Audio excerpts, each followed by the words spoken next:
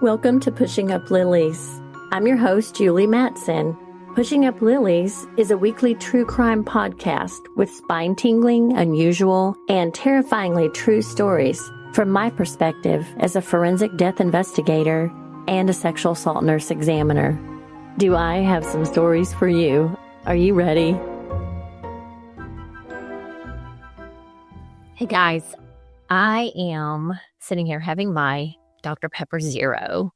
It is kind of what gets me going every morning. I know we all have that drink. Mine used to be coffee, but now it's Dr. Pepper Zero. I mean, I've always been a Dr. Pepper girl because, I'm from Texas and you know what they say. My husband's like, you've got Dr. Pepper going through your veins. And that's probably true.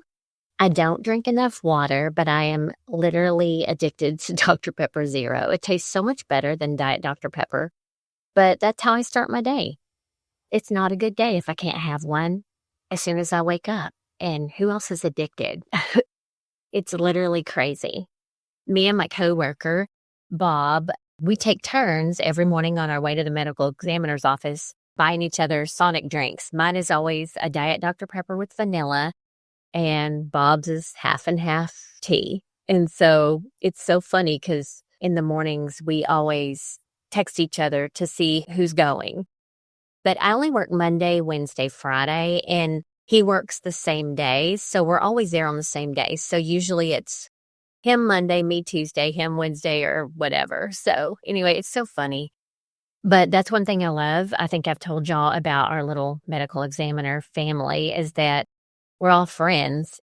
It's really nice to have that. I mean, I've had jobs that are miserable, and I'm sure all y'all have too. And some are still stuck. And I hate that because I've been in that position. I know how miserable it is. You're driving to work and your shoulders are tense and you're gripping your steering wheel. And it's not because of traffic or anything else other than just you dread going to work. It's kind of nice to finally, of course, I've had this job here for 11 years, but it's nice to be in a position where you don't dread it. You enjoy seeing your coworkers and you look forward to lunch with them and you visit throughout the day. We have like one big office so we can all just sit and talk. It's just nice and we help each other and I love the work relationship that we all have. But anyway, I know that even though I'm sitting here having my Dr. Pepper Zero now, that Bob's probably going to bring me a Diet Dr. Pepper with vanilla from Sonic. And it'll be sitting on my desk waiting. And many times I'll stop and get donuts or just something for everybody. Yesterday was our boss Jen's birthday, so shout out to Jen. We all went to Olive Garden for lunch. There were 9 of us, and so it was just really nice. We had like a nice visit. That's kind of one good thing about our office too is, our phone never stops ringing. We're 24/7, but we do get to eat occasionally, and so we just answer our phone when we're not in the office. Of course, our night shift people have the luxury of working from home, which when I first started doing death investigation, I was on nights and I was in a bigger office. So we had a morgue and we had staff in the morgue and we had a transport crew that actually worked for the medical examiner's office. And so we were all there at night and we didn't have the luxury of working from home. We were at the office all night long. It's wonderful. We love it here. I know that everybody kind of goes, I can't wait till y'all get your own medical examiner's office and your own pathologist. But you know what? I'm not looking forward to that day. And I'll probably be retired when that happens. And I'm glad because that luxury of being able to, like my shift starts at 5 a.m., the luxury of being able to stay in bed and not be at the office until 8 is amazing. If we had a morgue and a staff that had to be in and out, I'd have to be in the office at 5, and that wouldn't be cool. Done it before, and I just don't want to do it again. Anyway, I heard that our night shift had kind of a rough night. I always hate when that happens. I think we had 3 scenes drop like within 30 minutes of each other. So we had all 3 investigators that were on duty. As soon as I went off, all got scenes. So I know that they were super busy. And it's always weird when some of them are in the same place. 2 of them were at the same apartment complex, and they were completely unrelated. Anyway, that's always kind of interesting, but very convenient, as a death investigator. You just walk next door. I can remember years ago in Houston, I had just a natural death, but the guy was decomposed. And then literally 2 houses down, there was a house fire. And so it was just weird. It was really weird because it was so convenient. I just walked from one to the other. And we've even had investigators who've had neighbors pass away, and they literally are on shift and they walk across the street or next door. So it's a little bit convenient, but you never know. It's not always that way, of course. Half the time we're driving from the north end of the county to the south end of the counties. Anyway, I want to talk a little bit about Fred and Rose West. And there is a Netflix documentary on now, actually. I watched some of it last night. I didn't get to finish it. But it's Fred and Rose West, a British horror story. The thing is, I'd never heard of this couple. I was actually already doing research on them when I discovered that there was a new Netflix documentary out on them. The home of Fred and Rose West on 25 Cromwell Street in Gloucester, England, was transferred into a torture chamber. And this was over a span of about 2 decades. And they tortured their own children as well as other unsuspecting women and girls. This couple, they were rapists and serial killers, and they had daughters, a lot of daughters. Charmaine, Anna Marie, May, Tara, Heather, Louise, Rosemary Jr., which I found was kind of funny. I didn't realize that people named their daughters Junior. I don't know if that was her real name or if they just said Junior because the mom was Rose, and Luciana, and then they had 2 sons, Stephen and Barry. Now, both Charmaine and Heather were killed by their own parents after years of abuse. Could you imagine as a child just surviving that? A lot of people would go into a deep depression after having gone through that. And I can't help but think that I would try to find something good about it and speak about it to others, or I don't know. I don't know what I would do with that. But I always love when people try to do good with their bad experiences, if that makes any sense at all. But Fred and Rose killed at least 10 people and sexually abused numerous others, including their own children, until they were both arrested in 1994. I'm getting my little text from Bob saying he's getting donuts. And so I'm gonna tell him that I'll get drinks. So I love it. Okay, well, we got to have food and drink because we got to stay awake and alert, and we need some sugar. So anyway, some of the surviving children have spoken out over the years about the abuse and how they've healed. And that would have to be super hard, although I have to think, like I said, that I would be one that would try to teach or help others who'd been through the same thing if I had been through that. But Fred, born Frederick Walter Stephen West in Hertfordshire, England, on September 29th of 41, was the eldest boy in his family. And he grew up on the family farm. He claimed that his mother sexually abused him from a young age, and his father had also reportedly sexually assaulted his sisters. So, I know that a lot of people have a bad childhood, and that doesn't mean you have to carry it on into your adulthood and abuse your own children. I don't find that to be a good excuse. I just don't. I know that I don't love everything my parents did when they were raising me and everything that happened as a child, but I took those things and did the opposite when I had my own children, as I'm sure a lot of you did, because we didn't want to make the same mistakes that our parents made. That's just what we do. We don't want our kids to go through what we went through. And I didn't have a bad childhood, but I'm just saying, just because you did doesn't mean that you have to carry on the tradition. Anyway, basically, this is probably what he's saying caused all the behaviors that he had. Now, Rose was born Rosemary Pauline Letts in Devon, England, and she was born November 29th of 1953. also allegedly grew up being sexually abused by her father. And we do find that a lot of people who are abused later become abusers. And that is true, not of most people, but of a lot of people. Again, if you change it up a little bit so that you don't make your kids go through what you went through. Fred was 27 when he met Rose at a bus stop, and she was only 15 at the time. And this was back in 1969, so I was 1 whole year old. Now, at the time, he was married to his first wife, Catherine. Shortly after Rose turned 16, she moved in with Fred, and that October, they welcomed their first daughter, Heather.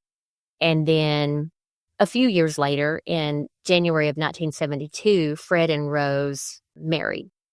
So Rose then began, this is so weird, engaging in sex work during her marriage to Fred, who would often watch or participate. Again, weird. You do you, but weird. Fred's eldest child was Charmaine, who was his ex-wife Catherine's daughter from a previous relationship. Catherine was pregnant with Charmaine when she and Fred began their relationship, and Charmaine was born in the spring of 63 in Glasgow, Scotland. Now, Anna Marie was born to Catherine and Fred in July of 64 in the same city. After Fred began a relationship with Rose, the two of them had Heather in October of 1970 in England, and then came May, Barry, and Stephen. And then Rose had daughters, Tara, Louise, Rosemary Jr., and Luciana, reportedly born from sexual relationships with other men who were presumed to have been her clients because, she did sex work. Over 2 decades, Fred and Rose West murdered at least 10 women and girls. And the total might be higher. Of course, we never know with these serial killers, especially when they're hiding bodies like these guys. We only know what they tell us, and we only know what deaths are related or that we think are related. So they allegedly sexually abused even more people, including their own children, in a cellar that they used as a torture chamber.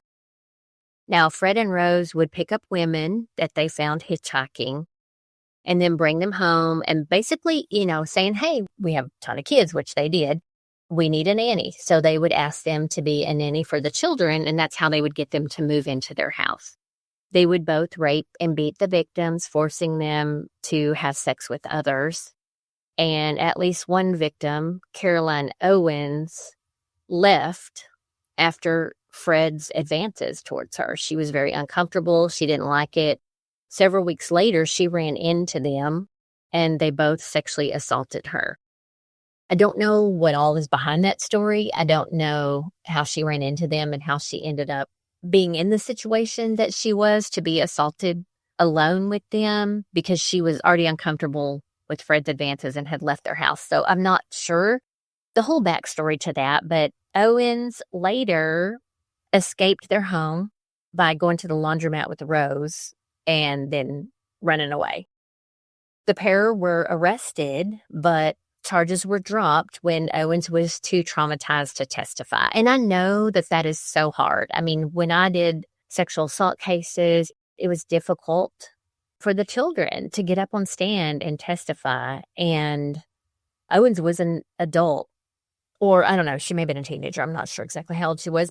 We're going to cover all the victims in the next episode, but she couldn't testify, and it is difficult. I know that I've testified in a lot of sexual assault cases. I have seen the victims on stand. It's hard. It's hard to sit in front of the perpetrator when you know that they're watching you, and it's just creepy and it's difficult. But I've always been so proud of the people who get up there and just tell their story. Fred and Rose dismembered their victims before burying them. So allegedly, they took body parts like fingers, toes, or even kneecaps as trophies. Among their victims were 2 of their own daughters, Charmaine and Heather. Charmaine had disappeared in 1971 when she was 8 years old.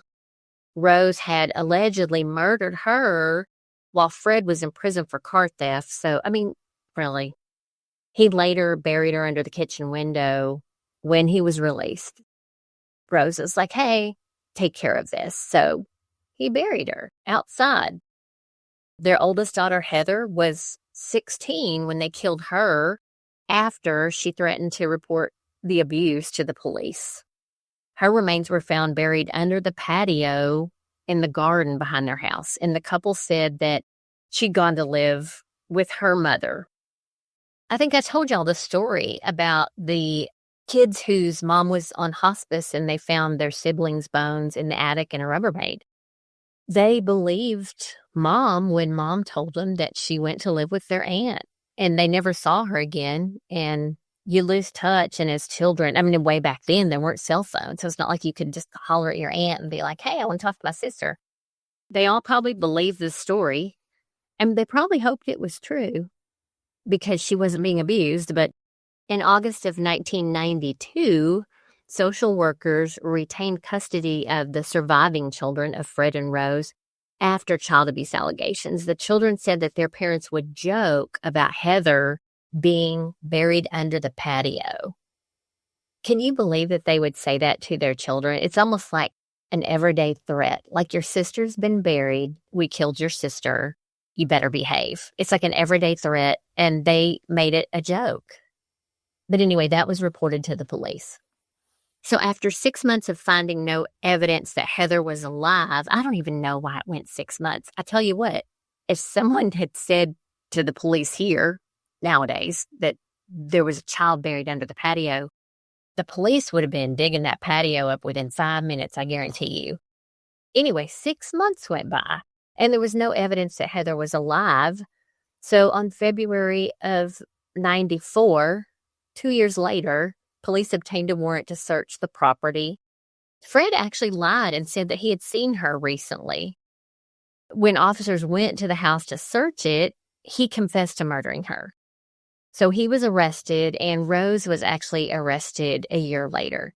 And, they keep saying on the documentary that, he keeps saying that she didn't have anything to do with it. She didn't know about it. But I'm sorry, there is absolutely no way that your spouse is killing, raping, murdering, and torturing people and you don't know about it. Rose did deny involvement with the murders, and Fred actually returned to the home to help locate the victims' remains after he was arrested. Fred eventually died by suicide on January 1st of 1995 while he was awaiting trial. Rose pled not guilty, and she basically insisted that Fred committed the murders alone and that she attempted to stop at least one of the sexual assaults. Well, thank you, ma'am, but you should have stopped all of them. At least one, like that's supposed to be a pat on the back. I don't think so. She was convicted of all 10 murder charges, and in November of 1995, she was sentenced to life in prison without parole. And she did appeal that. Her appeal was denied. Now, Anna Marie, their oldest surviving child, was the only one to testify against her and the abuse that she suffered. In May of 2025, so this is just this month, Anna Marie's husband said that she was estranged from all the siblings, even though they all kind of live fairly close. May is married and has at least 2 children, and she wrote a book in 2018 called Love as Always, Mom, and that was published again in 2018. And it basically talks just about her struggles to come to terms with the crimes that her parents committed. In her book, and it's always funny how sometimes victims find the good still in the perpetrators. But in her book, she talks about Rose being tender and gentle at times with a sense of humor. And then she talks about Fred being sometimes friendly and that he made the kids laugh a lot. It's just kind of funny how they can still find good in these people when they're raised in such abuse. Now, Stephen, one of the sons, would frequently run away from home, and he cut ties with his mom, Rose, back in 1999.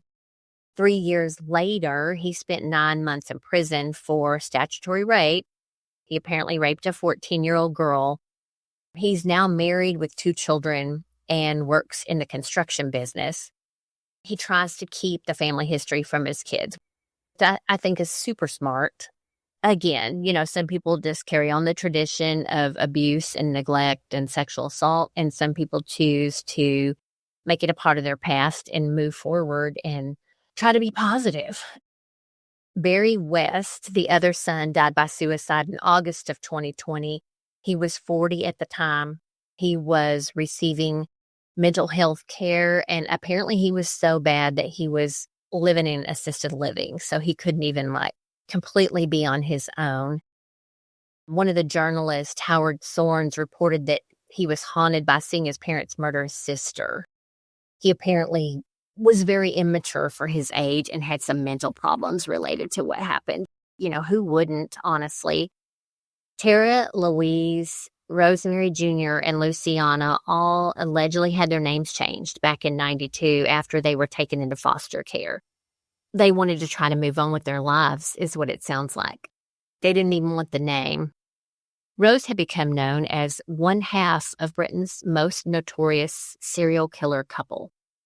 She grew up in England. Again, she had 6 siblings, and while her mom was pregnant, she was treated with electroconvulsive therapy for depression, which may have led to Rose's craziness and her abnormal behavior as a child. They said that sometimes she would just stare into space, and then at other times she would bang her head on things. Who knows? I mean, that electroconvulsive therapy was brutal. Fred also dealt with psychiatric issues of his own, and then Rose was groomed and sexually assaulted by her father and may have even been abused by her grandfather. Fred, on the other hand, reportedly suffered multiple instances of head trauma, which they say kind of changed his personality. And we've seen that before in traumatic brain injuries. But in one instance, he shattered his skull in a motorbike accident that left him unconscious for 7 days. And then he'd also reportedly suffered some brain damage from a previous fall. Now, when he was younger, back in 1961, Fred's sister Kitty accused him of raping and impregnating her, and he was arrested. And he did confess, but Kitty declined to testify, so the case was closed. Again, how could this case possibly be closed? Your sister says you raped me and I'm pregnant with your baby. You confess, and just because she wouldn't testify, the case was closed. I mean, there's proof in the child. The child belongs to your brother. I don't understand how the police could just close the case. Okay, you don't want to testify? Fine, we're done. But Fred and Catherine, his first wife, so this is Fred's first wife, lived with a nanny. So this was kind of interesting too when you go back. A nanny and her teenage friend, Anne McFall. And in 1967, when McFall was 18 and 8 months pregnant with Fred's baby, she disappeared. And decades later, her body was one of the ones that was found buried in a field. Fred confessed to murdering her after an argument. The other 8 women murdered between 1973 and 1979 were Linda Go, Carol Ann Cooper, Lucy Partington, Teresa Seigenthaler, Shirley Hubbard, Juanita Mott, Shirley Ann Robinson, and Allison Chambers. So they were all tortured, dismembered, and buried under the couple's home. The strange thing is, too, is that between 1972 and 1992, so over a period of 20 years, the children of Fred and Rose were admitted to the hospital on 31 different occasions, and it was never reported to social services. That would never happen these days, never. The family was never investigated, despite the kids having bruises and excessive absences from school.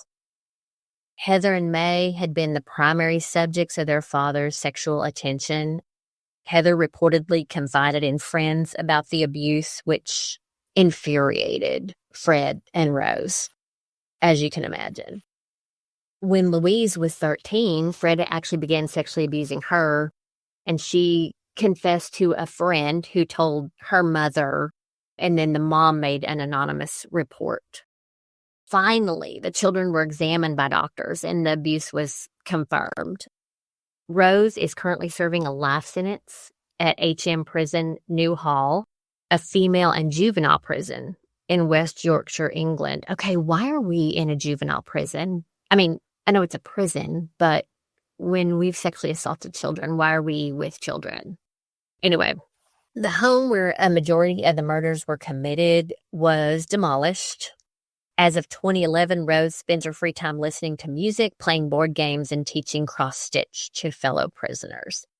She's been transferred to several different prisons because at one point they uncovered, I guess, a plot to kill her.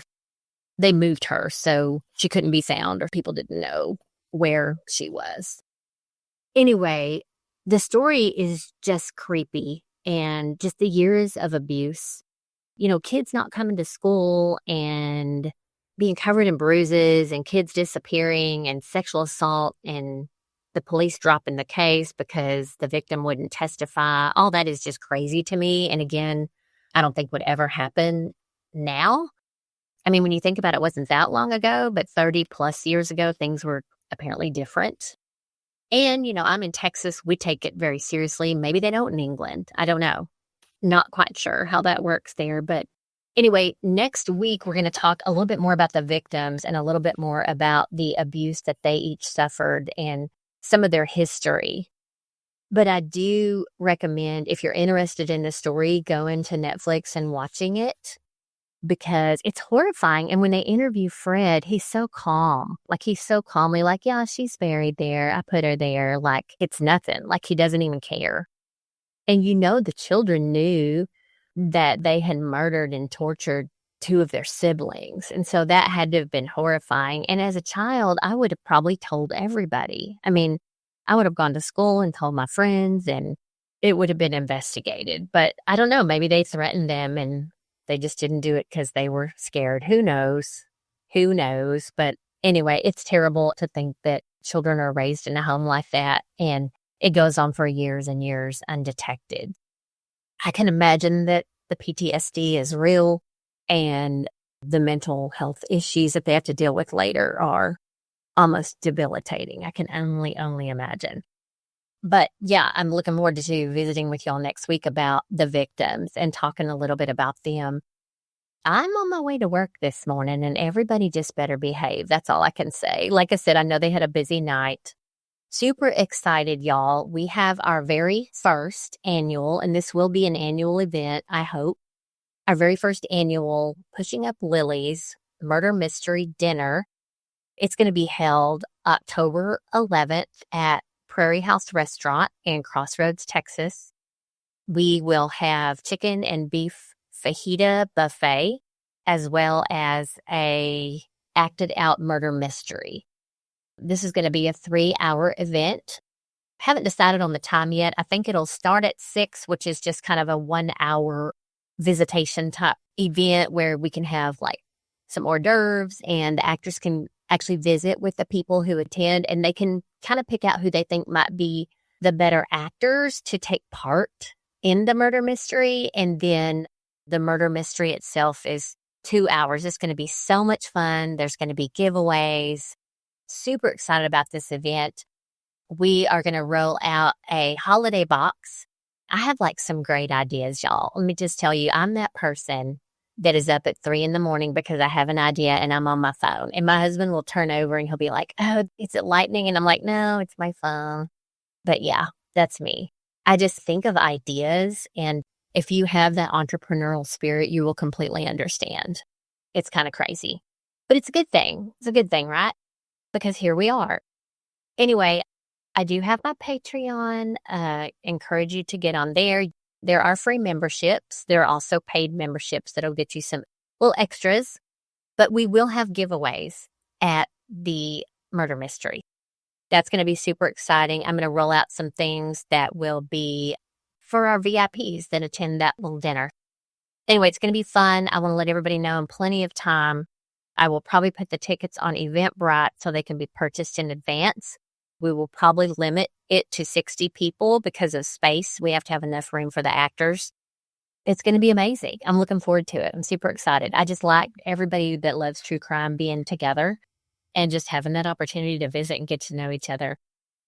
Yeah, so I think that's it. But I'm headed to work. Everyone better behave. I hope y'all have a great day, and I will talk to you next week. Bye, y'all. Thank you so much for joining me today on Pushing Up Lilies. If you like this podcast and would like to share with others, please do me a quick favor and leave a review on Apple Podcast. This helps to make the podcast more visible to the public. Thanks again for spending your time with me, and be sure to visit me at pushinguplilies.com for merchandise and past episodes.